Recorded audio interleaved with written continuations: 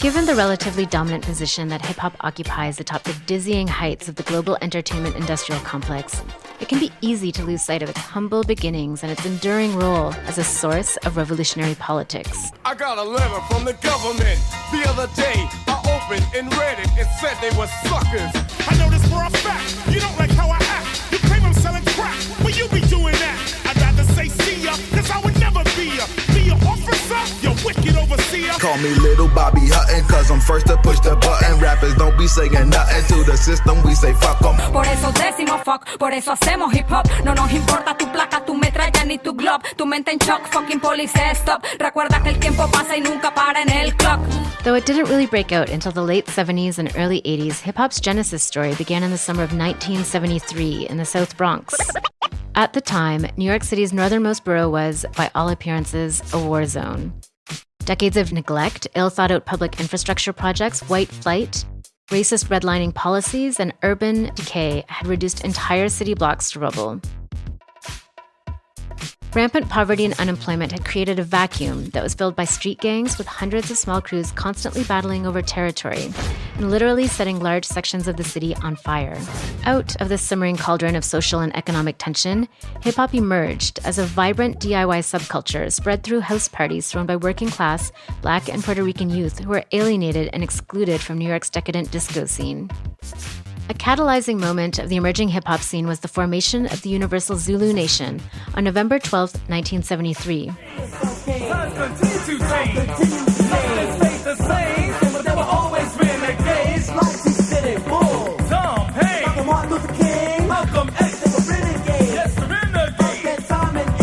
Founded by members of a gang called the Black Spades, the Zulu Nation built hip-hop into a tool for community organizing, bringing members of different gangs together, settling street-level beefs, and introducing codes of conduct, all while imbuing the scene with formative political values of street-based community solidarity and Pan-African consciousness. The Zulu Nation is credited with constructing the foundation of hip-hop culture, forged around 5 core elements: MCs, DJs, graffiti, B-boys and B-girls, and the 5th element, street knowledge. But then I got wise, and I began to listen to the whack teachers in the wick-wack system. My mother put me in ways to shoot them, which means black school in Swahili. And there is where I learned black history and how to be the best that I can be. We don't talk to police, we don't make a peace bond. We don't trust in the judicial system, we shoot guns. We rely on the streets, we do battle in the hood. I was born in the G code embedded in my blood. We don't talk to police. In the decades that have followed, hip-hop has been transformed into a global phenomenon and a multi-billion-dollar industry in its own right. But the 5 foundational elements have survived and adapted over the years, providing a sustained authenticity that has allowed radical artists to continue to innovate, carve out space, and even fight back against the industry's overall creep towards commercialization. Over the next 30 minutes, we will explore hip-hop as a potent and persistent source of revolutionary culture, rooted in the oppression, exploitation, and criminalization faced by youth, and particularly poor youth of color. Along the way, we'll speak with a number of grassroots artists who are continuing to spit truth to power, all while organizing their communities, tearing up stages, and making a whole lot of trouble. 1 for the revolution, 2 for the flow. If the break boys are dancing, you should probably go. If the MCs and DJs be rocking to 4, and the graph writers getting up, you already know. And yo, 1 for the revolution, 2 for the flow. If you see 12 coming, you should run, Joe. Matter of fact, run fast, bro, don't run slow. They wanna get you in the cage, since you already know.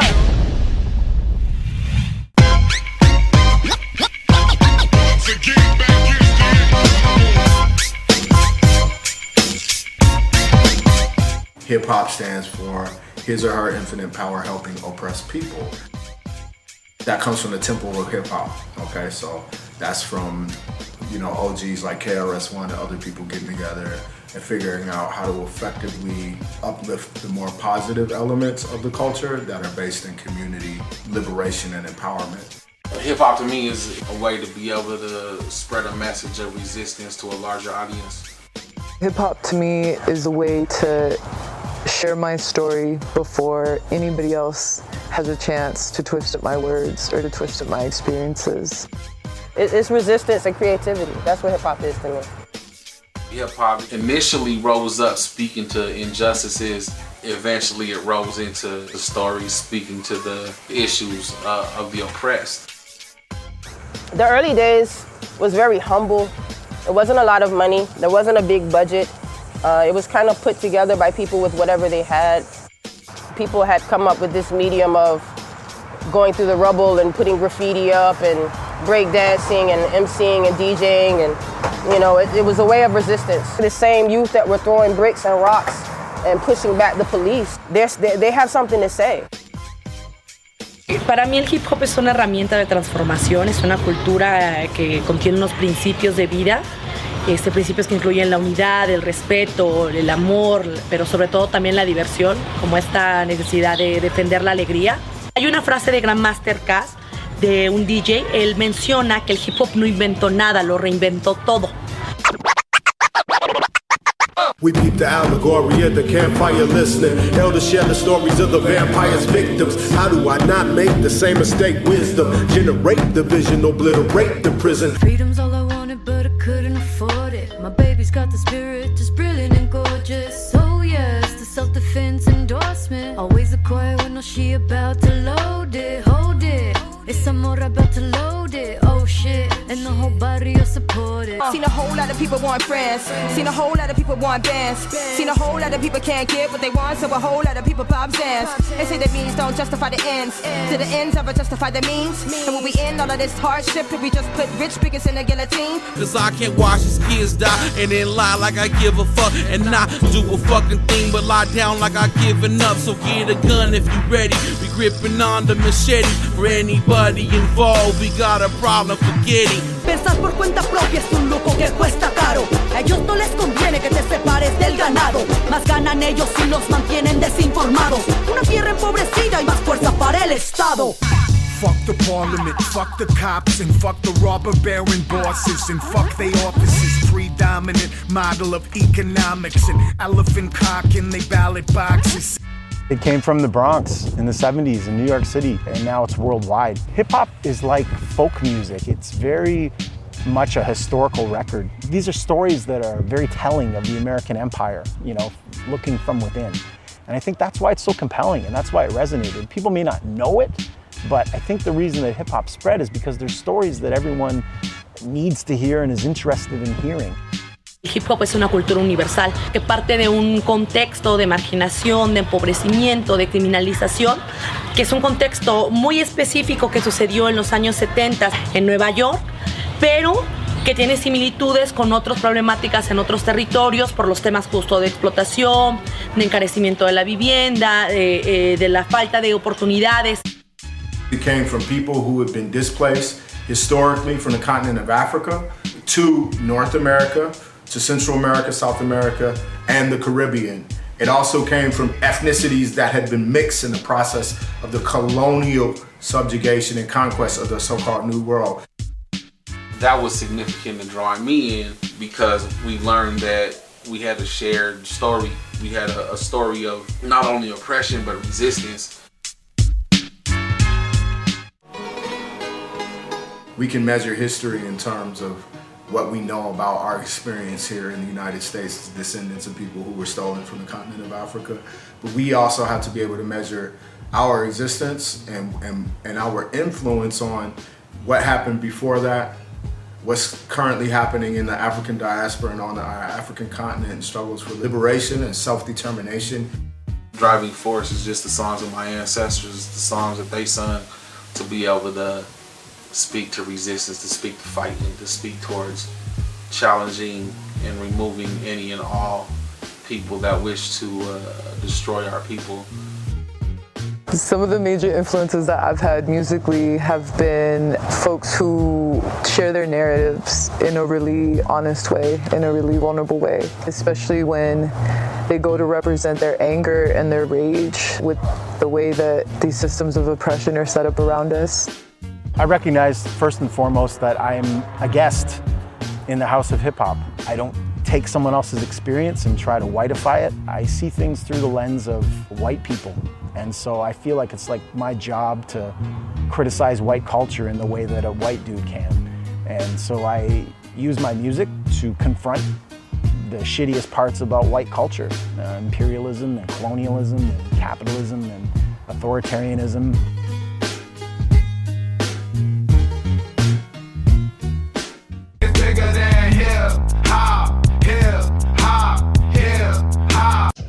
Although it has since spread all around the globe, hip-hop first emerged from and has always remained rooted in the lived experiences of Black and Latina youth hustling to survive in America's inner-city ghettos.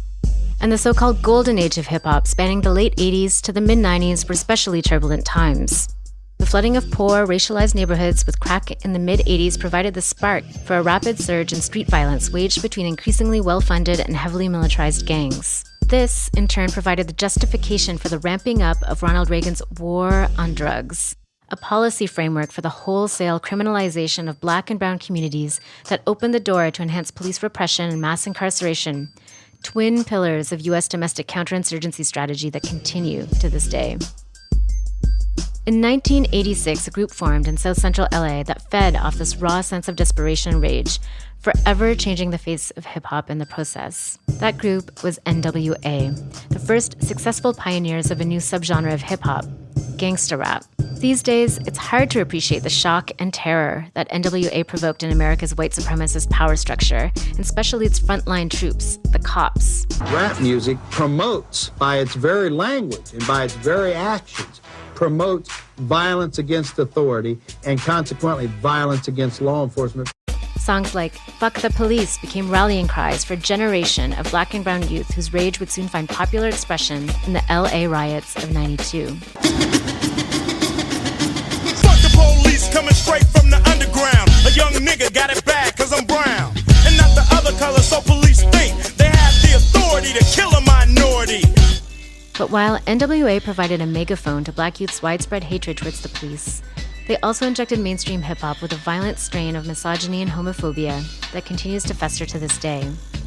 They also provided the emerging hip-hop industry, largely controlled by the white capitalist power structure that they were rebelling against, an opportunity to make millions of dollars selling records that glorify Black and brown youth killing one another over nothing.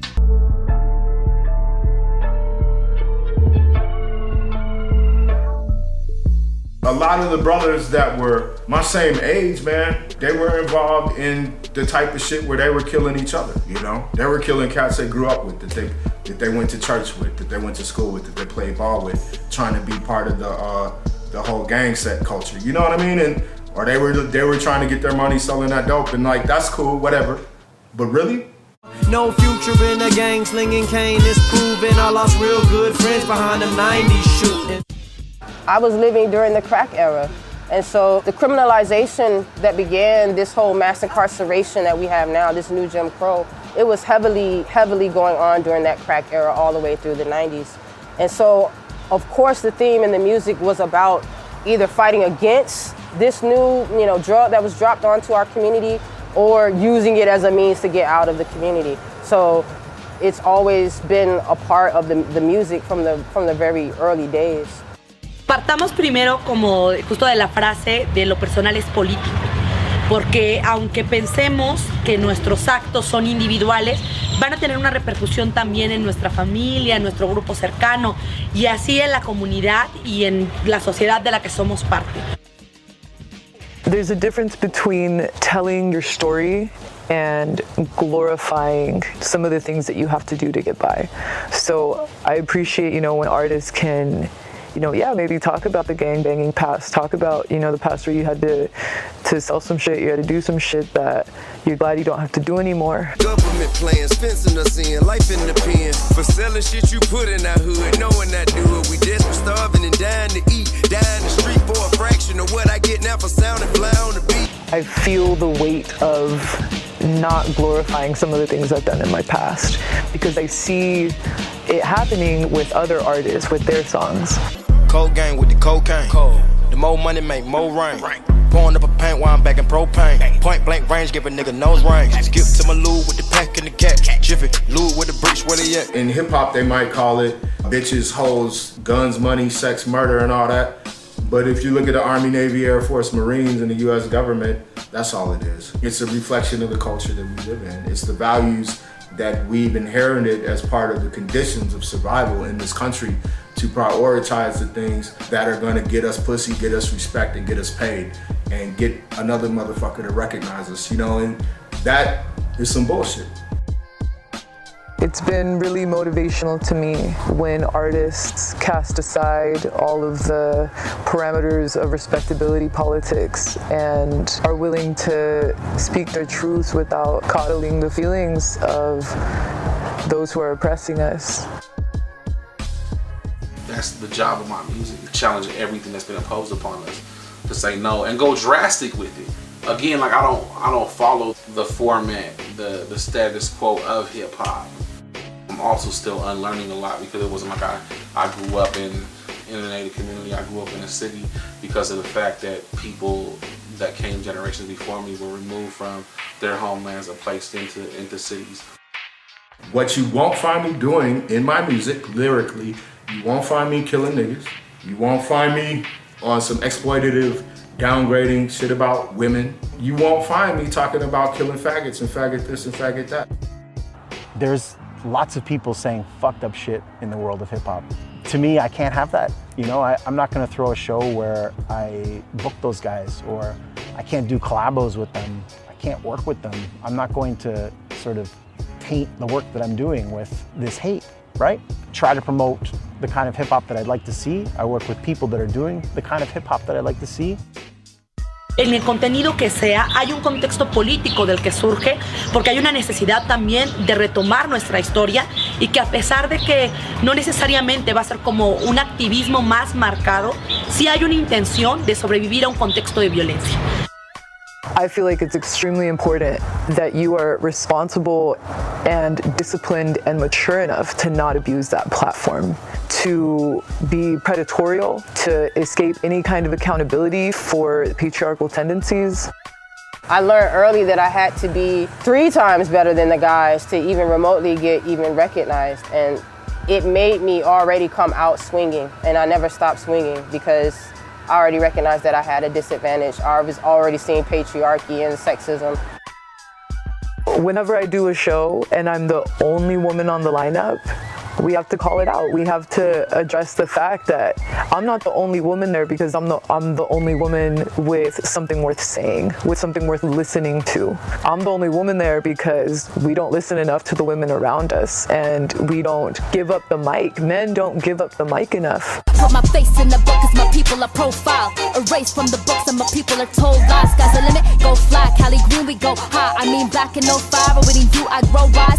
MARSEI de ZLE est à la une. Je reconnais plus ma ville, paraît qu'elle est devenue bien une. Choc des cultures 2013, prix de vitesse, flic et caméra à chaque coin de rue. Reina y señora del caos que me habita. A veces tirana, a veces proscrita. La mejor batalla es conmigo misma. Soy autogobierno, mi bandera es anarquista. When I wake up, no makeup, half naked, I feel like I'm the shit. Pardon my language, but hang-ups do not define the kid. No, I'm not flawless, I'm scarred up and I'm fine with it. My body are the laundry list of all of life's unkindnesses.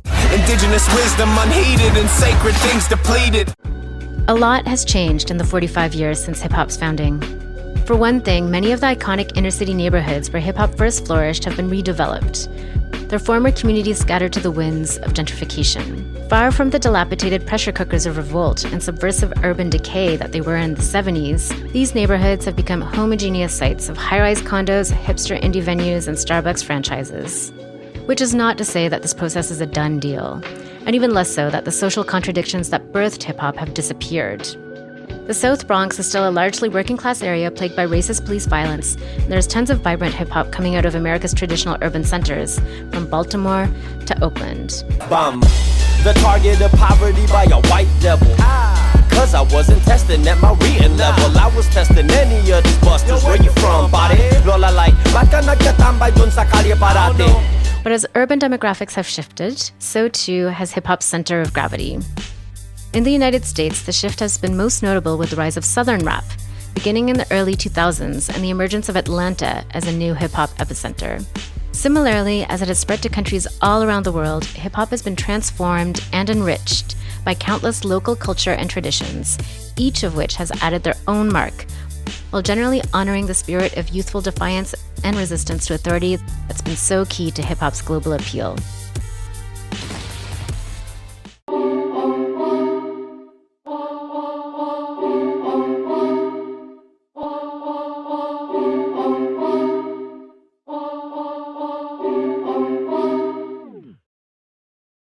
Hip-hop culture is an expression of oppressed people's reality. Hip-hop is so global now that literally every neighborhood, every community is representing. I see people doing hip-hop in Palestine. BDS يعني مقاطعة هاي الطريقة اللي بيستجم في تل أبيب زي اللي استجم في جنوب أفريقيا. Native artists are just really standing up globally and representing and telling a story that really needs to be heard. And it reminds me of the early days of hip-hop. It's not like packaged and pretty and fake. We just raw truth and raw facts. So big up to all my native comrades out there holding it down with hip-hop. We never even knew what it was like to be poor until money was shown to us in the first place. We didn't know what poverty was. And so we're always trying to catch up to something that really we don't belong to, that in fact our culture is at odds with, our traditions are at odds with. Recordemos que mucha parte del arte también está elitizado, que solamente en ciertos sectores se genera o solamente desde ciertos lugares se valida. Sin embargo, el hip hop permite que desde las calles, desde los barrios, desde la marginación, se pueda crear y se pueda generar también estas voces. I feel like music is especially important in sharing political ideals with youth, taking care of our people, to maintaining our identities. So it's absolutely like foundational. What is black? Black is a response to white supremacist categorization of human beings. Something that doesn't even begin to encompass the vastness of history and cultural reality. When I'm in Zimbabwe, as an ambassador, if you will, for hip hop, I encounter people that are Shona, people that are Ndebele, people that are of these different cultural realities doing hip hop. South Africa is big right now with the resistance music. Yo, we've been colonized. It's not a lie. Working class, let's start to organize. I believe the masses will arrive. Revolution will rise and decolonize. It is time to mobilize. Was no time. For people all over the continent to have taken hip hop not in an exploitative, oppressive way, but in an empowering way. Taking black culture, born in the United States, created as a result of the separation from the continent of Africa, taking that back, reinterpreting it, and it being a bridge for black people all over the fucking planet Earth. That's a powerful thing, man. Anti-establishment feelings that I had, it could have been harnessed by a million different things, but it was harnessed by good, radical politics, through music. Music has an opportunity to word things, that are hard to say. Music has a way of cutting through to the heart of something. It has that power to kind of give voice to a situation or to paint a picture about a situation in a way that writing doesn't. Every time that you're doing the show, you have to carry that message regardless if it's like 2 people or 200 people or 1,000 people in the crowd. I think smaller shows become more intimate, so you have an ability to be able to interact with people there and also be able to not just do the show and not just be the entertainment, but also have a conversation with people and talk more about resistance afterwards. I want to connect with people that are doing real work and doing radical work and doing revolutionary work, and I want to bolster their movements, and I want to use music to be involved in that. That's what I love most, that when I get to play at an actual site of resistance. It's like taking it back to the roots of what the music was created for. The free shows we do for the youth, the ghetto youth, are always the most powerful shows because they don't have the constraints that the commercial shows do. The truth rests upon the lies. Our people have been traumatized. So Donald Trump no different than Barack Obama in our eyes. Yep. They are part of a system that wish we was gone. And history talks with forked tongues. So the misery goes on in this illegally occupied territory of death. A number of the shows that I ended up doing outdoors at Standing Rock had the same kind of energy. It was powerful in what that was coming together at, the spirit of resistance. And then, we've had a number of shows with just a bunch of kids on the res, the same kind of energy. We the survivors, we the oppressors, yeah, we the savages banging on the colonizer. Yeah, we the savages banging on the colonizer. We are finally facing the end of the cycle and end to the terror fueled by the Bible. Take a turn against the civilized pale-face, join the struggle. I'm living it now.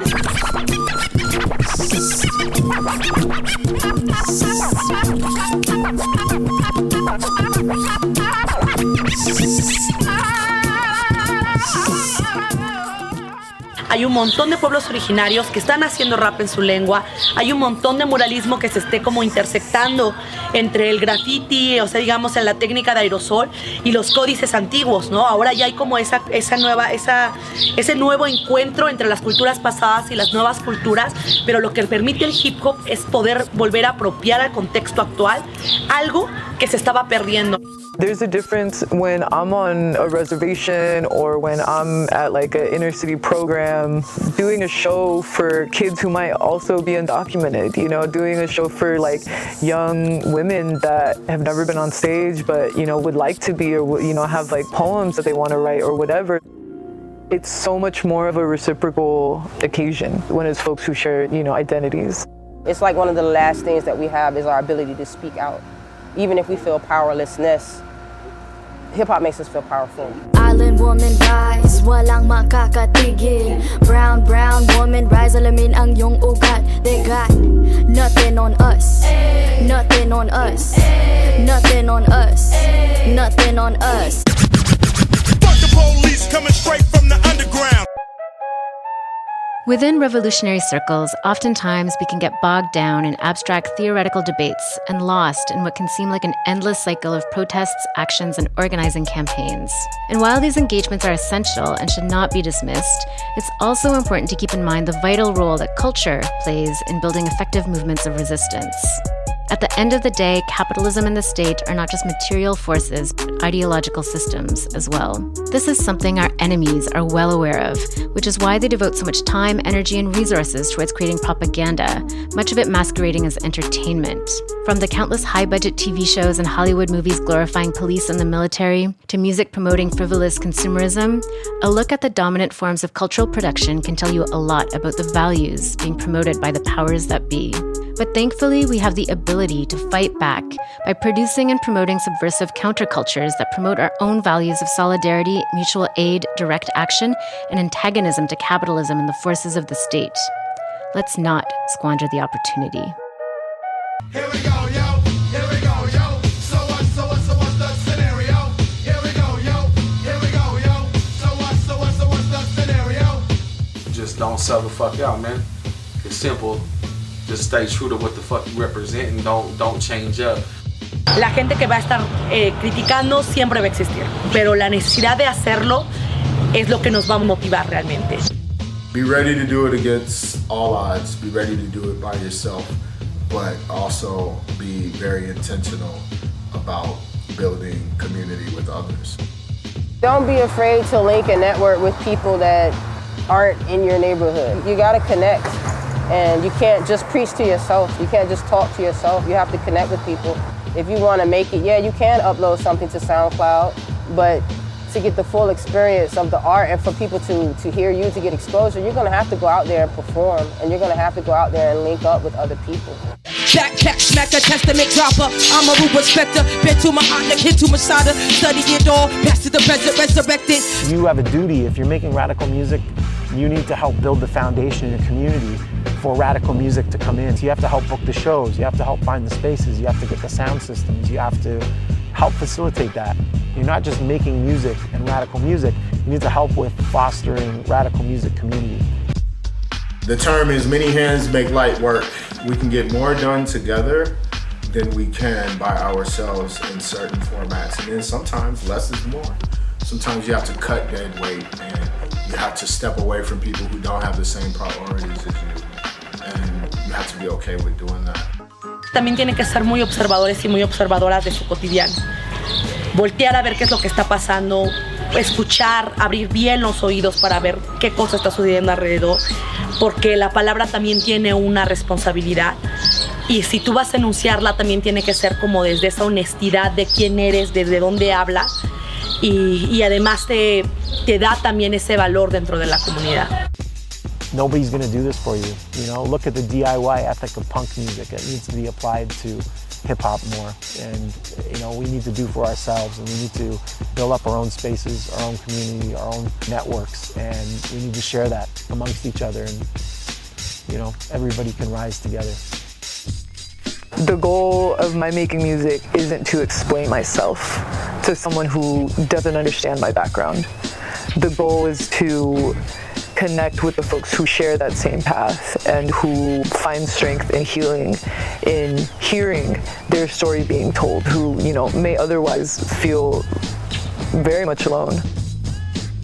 It's cold because I can probably only speak to indigenous MCs based on indigenous message, because for me, I understand that talking about resistance, talking about decolonization, talking about revolution, whatever it may be, the average person does not like to hear the indigenous perspective, the true indigenous perspective of resistance, because it challenges even their existence.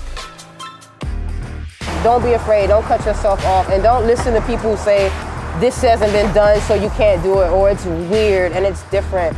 Some of our best artists were doing something that nobody else was doing before, and it's okay. It's all right to not rap in the same cadence that everyone else is rhyming in. It's okay to mix your music with other genres. It's okay to be different and to not sound like everyone else.